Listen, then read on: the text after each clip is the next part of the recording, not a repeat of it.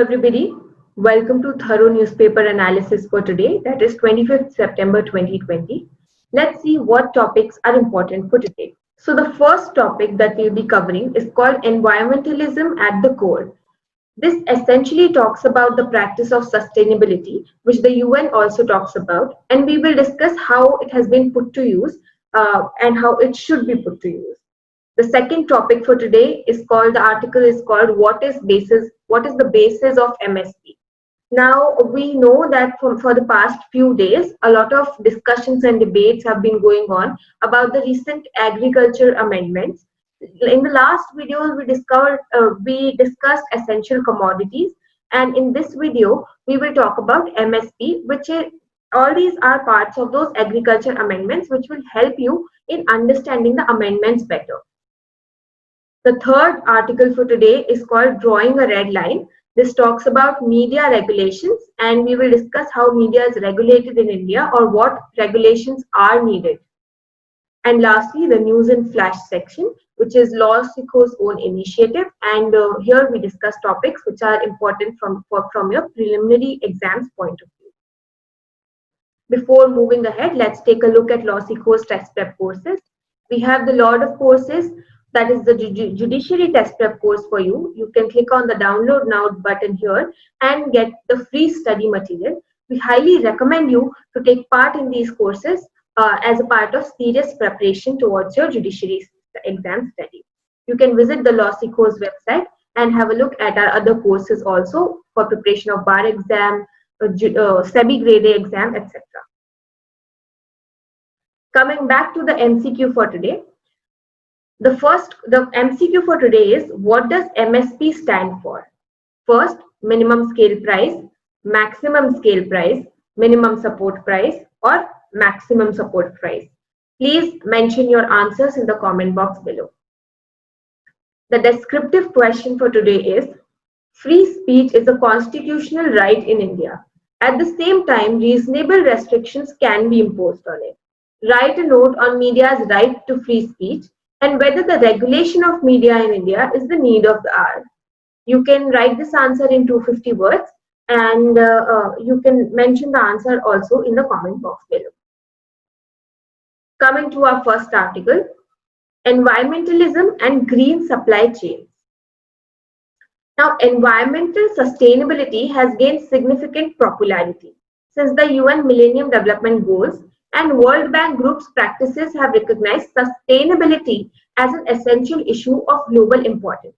So here, sustainability is the key word for you. We know there is something called UN Millennium Development Goals. A lot of goals have been listed down by the United Nations about how we should proceed and in a way suggesting best practices for different countries. So goal number 7 in the UN Millennium Development Goal is ensure environment sustainability. And target 7A says integrate the principles of sustainable development into country policies and programs and reverse the loss of environment resources. Essentially, sustainability is the keyword, as I said before. So let's see what environmental sustainability is. Sustainability, if I tell you in very simple words, sustainability refers to using the resources, the available resources that a country has in such a way that we take care of the needs of future generations as well. So if you refer to this chart given here, environmental sustainability, the primary means of environmental sustainability would be intergenerational decisions, meaning taking decisions in such a way that you take care of different generations so that resources do not exhaust.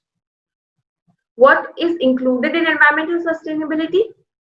Buying greener products, avoiding hazardous materials, energy optimization, and waste reduction. Now let's see, the article talks about how we know that the practice of sustainability should be adopted, but whether it is adopted in practice is a question that needs to be considered. So some firms are reluctant to engage in environmentally beneficial practices. Why? Because there's a fear of losing economic benefits. For example, if you look at an energy producing firm, it will most probably take coal as a resource than using solar energy as a resource. The reason behind it is simple, that solar energy is more costly as compared to a resource, as compared to the thermal energy, that is a coal producing energy produced by coal. Therefore, economic benefit is a very main factor when considering bringing sustainability into practice. Several firms have given high importance to environmentalism. The reasons are compelling regulatory norms, potential to manage cost and risk, optimizing eco-friendly practices. However, in process, they fail to restructure their learning imperatives and see the bigger picture of environmentalism. The article's main point here is that some firms are not taking sustainability into practice, and some firms are taking sustainability into practice. However, both these type of firms fail to look at the bigger picture of environmentalism. And what the main point is that we need to inculcate something called green supply chains in practice for inculcating the practice of sustainability in a long term.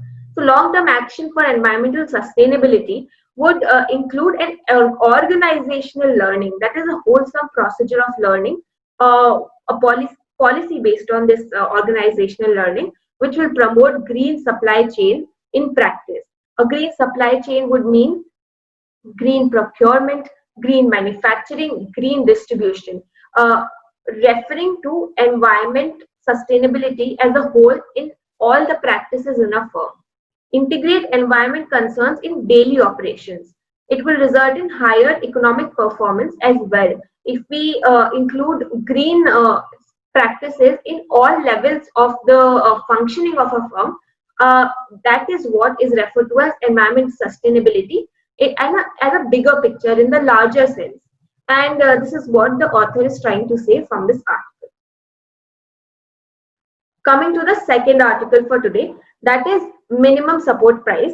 So we know that for the past few days, a lot of protests have been going on in certain states in India, which are about the agriculture amendments that have taken place very recently. Now, a subpart of it is the Farmers Produce Trade and Commerce Promotion and Facilitation Act 2020. Let's see what what this piece of legislation does is it dismantles the monopoly of APMA mandis, that is Agriculture Produce Marketing Committee mandis, allowing sale and purchase of crops outside these state government regulated mandis or markets. So essentially what used to happen was that earlier farmers were supposed to sell in certain mandis that were regulated by the state. So once a farmer has a produce, it knows where the farmer knows where to go. That is, they will go to the mandis, and in the mandis they will get a minimum support price. What the new legislation does is it removes it gives farmers an option to either sell their produce in the mandis or sell the produce outside the mandis. Now, this particular act has faced a lot of criticism as farmers are worried about the continuation of MSP. So, the act itself does not say that it will remove MSP. However, farmers are worried that a logical consequence of this particular act would be removal of continuation of minimum support price. So, let's see what is the law on minimum support price. Firstly, the very important part is that there is no statutory backing or mention of either MSP or procurement in the recent legislation that has been passed. So MSP is not legislatively backed. No legislation has giving of MSP been mentioned, which is in one part why the farmers are worried. Even in earlier legislation, in earlier laws, there has been no legal backing for MSPs. If we compare it to the system of PDS, that is public distribution system, where food grains are distributed to certain people, PDS is legally backed by National Food Security Act 2013.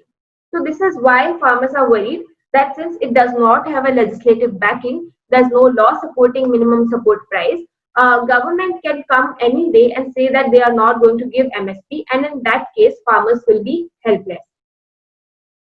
What is the basis of MSP? It is a government policy out of political compulsion.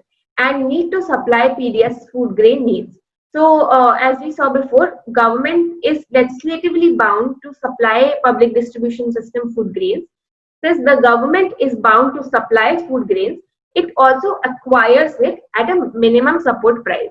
So it's a political compulsion, and as we talked earlier, if there's no legal backing. If we talk about sugarcane as a crop, only the MSP of sugarcane is secured since the Sugarcane Control Order 1956. It provides something called fair and remunerative price, which is paid by the sugar mills. Other than sugarcane, other crops, they don't have a legislative backing. So currently, Center fixes MSPs for 23 farm commodities. These commodities include cereals like wheat, paddy, pulses, oil seeds, commercial crops. Now, all these 23 commodities, the MSP is fixed by the government on recommendation of Commission for Agriculture Costs and Prices, that is CACP. Now, if we discuss CACP further, even CACP is not a statutory body. So CACP is also attached to the Ministry of Agriculture. And if we exaggerate or put out our fears a little bit, then even CACP can be ended any day by the government. Again, why the farmers are worried? What are the steps taken to provide legal backing to MSP? So till now, no step has been taken. However, CACP's price policy report suggested an enactment of legislation conferring on farmers the right to sell at MSP. So there was a suggestion that was being made by the CACP in 2018 and 19. However, this suggestion, as we know logically, this suggestion has not been implemented yet, and which is why the farmers are protesting. So all these protests reflect a loss of confidence that this particular group of people, that is the farmers, have in the government, and particularly in certain states like Punjab, Haryana, and Madhya Pradesh, where the system of minimum support price is very strong and widespread. And since the system of minimum support price is widespread in those states, the fear is also strong. Coming to the last article for today, that is regulation of media. So let's see why this is in news. Recently, the Supreme Court, while hearing the matter of Sudarshan TV's program, underlined the need for laying down clear guidelines and their effective implementation for media against hate speech. So in our past videos also we have discussed this.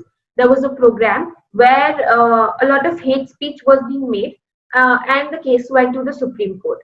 While hearing the case, the Supreme Court said that there is a need for laying down clear guidelines for regulation against hate speech. This raises the call for why we don't have regulation of media in India till now, or whether it is a possibility that media can be regulated. So let's see what are the previous attempts that have been made to regulate media. In 2018, a circular was issued by Information and Broadcasting Ministry, and this circular sought to suspend, cancel accreditation of journalists found to have propagated fake news. So now, accreditation of journalists, if you're not aware of, it is essentially a license that is given to journalists. What this license does is that it provides them access to certain news articles which other journalists do not have. So, say for example, state assemblies or even the parliaments have galleries for journalists, so that whatever is happening in those state assemblies can be witnessed by the journalists, and they can further go and report it in the newspapers or news channels. The entry to these galleries, the media galleries in the state assemblies, are restricted to accredited journalists. So this particular circular, what it did was that if a journalist was found guilty of propagating fake news, accreditation of that journalist would be taken away, and in a sense, he would be deprived of news to publish further. However, there was a lot of protest about this circular, and eventually it was withdrawn, so leaving us with no regulation. There are, however, certain regulations that are regulating media in some or the other aspect. So let's see in what ways media, what are the available ways to regulate media, and in which of them there is a regulation currently. So government regulation. The first way is regulation by government. Now, in India, we have Cable Television Network Rules 1994 and Regulations 1995. We have policy guidelines for uplinking of television channel from India 2000. What these two guidelines and regulations do is that they give the right to government to block transmission of any channel or any show at any point of time. So if the government feels that a particular channel is spewing a lot of hate, is giving a lot of hate speech, they can block the transmission of that channel. However, effectiveness and fairness of implementation of these regulations is a matter of criticism. The second way to regulate media is self-regulation. That is, a particular organization comes forward and make its own regulation. This is the ideal way, since the regulation will be made by the organization and they cannot later on claim that the regulation is excessive. However, it is a distant dream because the organizations will not regulate themselves. The third way to regulate is independent regulation, which can be either by the government or the court. And the last way of regulation will be self come independent regulation. That is, there can be an independent body which will be made by the organization, the media organization. So we have News Broadcasters Association in India, which was made in 2008. What this NBA, let's refer to it as NBA, what this new NBA did was it formed the National Broadcasting Standards Authority. Now, this Broadcasting Standard Authority became a nodal organization with the object of fostering high standards, ethics, and practices in news broadcasting. It was chaired by former Chief Justice of India, Justice J.S. Verma. It consists of 4 representatives who are media editors and 4 independent members. And it was given the power to impose fine and demand a public apology from the defaulters. So if a particular news channel was found guilty of spreading hate speech or giving out fake news, that would be punished or punished by a fine by the Broadcasting Standards Authority. However, this system was also not full-fledged or ideal. Why? Because there were certain shortcomings in this. First, that its jurisdiction, as we can say, or its writ extended only to its members. So, say for example, there are 10 news channels in India. 5 are members of this particular organization. Those 5 can be punished. However, the other 5 who are not members of this regulatory body, those 5 cannot be punished. So it was not foolproof. Secondly, it lacks statutory backing. Why? Because again, as we said, it is an independent organization, and it was not made by any statute or legislation. It was independent, and when an organization does not have backing by statute, uh, ultimately its legitimacy and its authority goes down a bit. So if we compare it to Office of Communications in UK, in United Kingdom, for regulation of media, there is an Office of Communication, and this has a statutory backing, meaning this is created by an act, a statute of the Parliament. What this statutory backing does for Office of Communication is that it covers a wide portion of the organization, and it has legitimacy and authority, which was lacking in NBSA. Now let's see what are the 4 models to better regulate media, the system that we are currently lacking. First, empowered NBSA. So the existing body that we have, that is National Broadcasting Standard Authority, we can empower it with more power, with more structure, with more officials, and with more authority. Second, Supreme Court appointed monitoring panel. So there have been instances in the past where the Supreme Court appoints a panel which continuously regulates functioning of certain organizations. The Supreme Court can do this to media in India as well. The Press Council of India model. So currently we have the Press Council of India. However, the regulation by Press Council of India has largely been a failure. And fourthly, Election Commission. So we know Election Commission is a constitutional body, and it regulates the functioning of election in India by a model code of conduct. Every time election happens, Election Commission regulates activities of people through the model code of conduct. A similar way, media can also be regulated in India. Coming to the news and flash section, World Pharmacist Day. So today, that is 25th September, is observed as World Pharmacist Day every year as an initiative of the International Pharmaceutical Federation in 2009, with the aim of creating awareness about the role of pharmacists in improving health. This year's theme on the World Pharmacist Day is Transforming Global Health. That was all for today. Hope you had a good session. Keep tuned to LawSikho for more such sessions.